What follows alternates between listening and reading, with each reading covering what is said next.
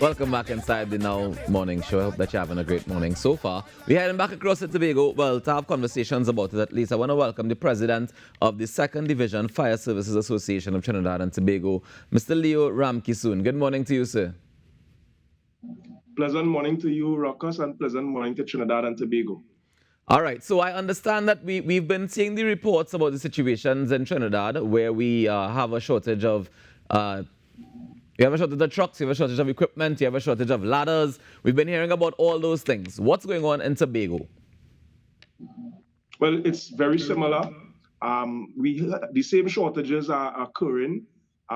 We have trucks that are very, very defective to the point that officers aren't able to man the trucks in, for example, Scarborough Station, so that that places, of course, the public at a degree of risk, and it places a degree of frustration and mental anguish on the officers not being able to respond in the optimal way to the needs of the public.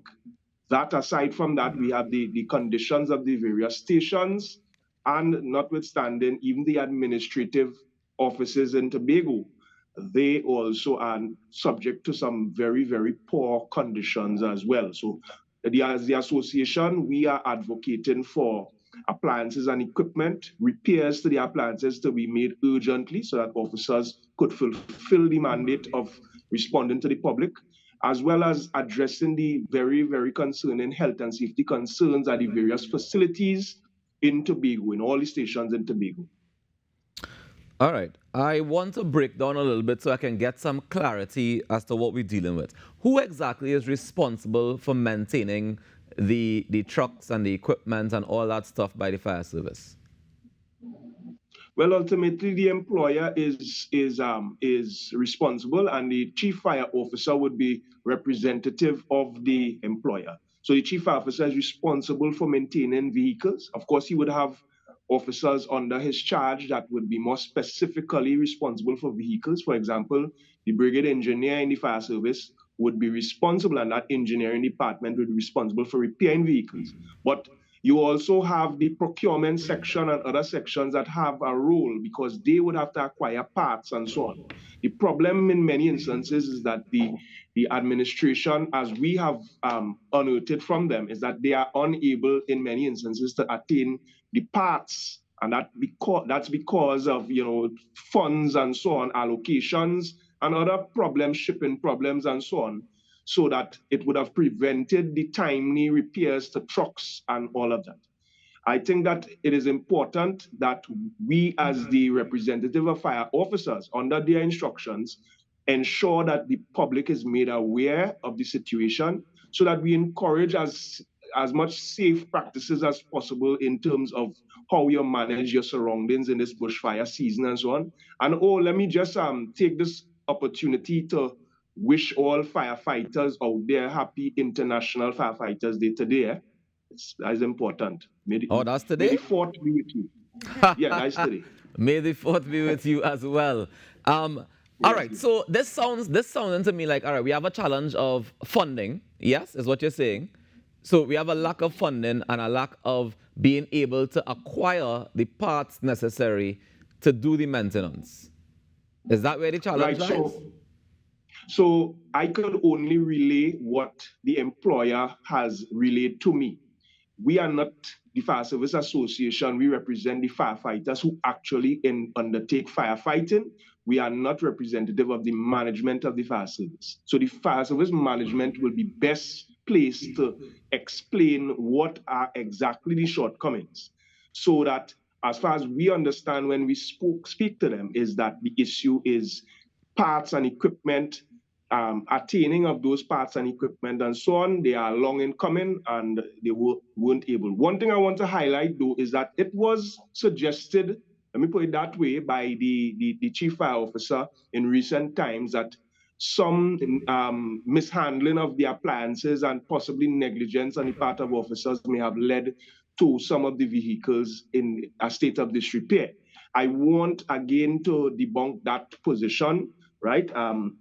All of the trucks, you would recall I did an inspection in all the stations in Tobago last week.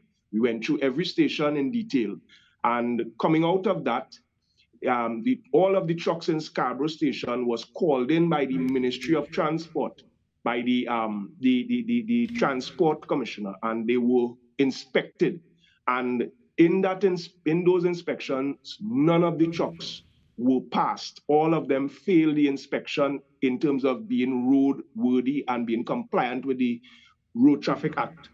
And none of them were found to be defective based on mishandling on the part of drivers. All of them were defective based on maintenance issues. That is, issues with missing nuts for the wheels, missing studs, wipers defective, suspension problems, cracked windscreens, missing mudguards, and those sorts of things. Those things are really maintenance issues. So I want to make the point very clear that the officers are not to be blamed for the conditions of the trucks. It is a matter of the management, whether it's the management internally in the fire service or whether it's the Ministry of Finance. That's a question for the Fire Service Administration. Probably the chief fire officer could answer that. But at this time, the problem is mainly that we cannot serve the public that the way we ought to.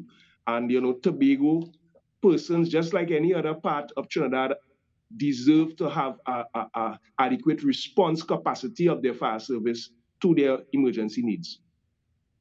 All right. Well, Mr. Ramkissoon, I want to thank you for sharing this information with us. I do think that I'm not interested in playing the blame game either way. I do think that you use things that needs to be maintained, and if you're using things, chances are you're gonna cause some wear and tear. You know what I mean? You're going to have defective things eventually after using it for some time. So I don't know that it's necessary for us to play a blame game, but we need to figure out the best way to be able to solve the challenges at hand, because in the meantime, we have people whose houses are catching a fire and they can't do anything about it because they have no tenders or no appliances in the place or in nearby to be able to reach in time. So I really hope that we're able to fix the problem sooner rather than later. And I thank you very much for joining us this morning and sharing your thoughts. Those were my sentiments exactly, Rawkus. We felt that playing blame game, blaming officers did not help the situation. So well, I don't think blaming the management helps the situation either, because it then creates this tension between the officers and the management, and we can't get a resolve out of it. This situation, in my humble opinion, should not even make it into the public domain. This should have been solved internally in the fire services. And I really hope that we can get something better out of it for the public. I want you to believe me.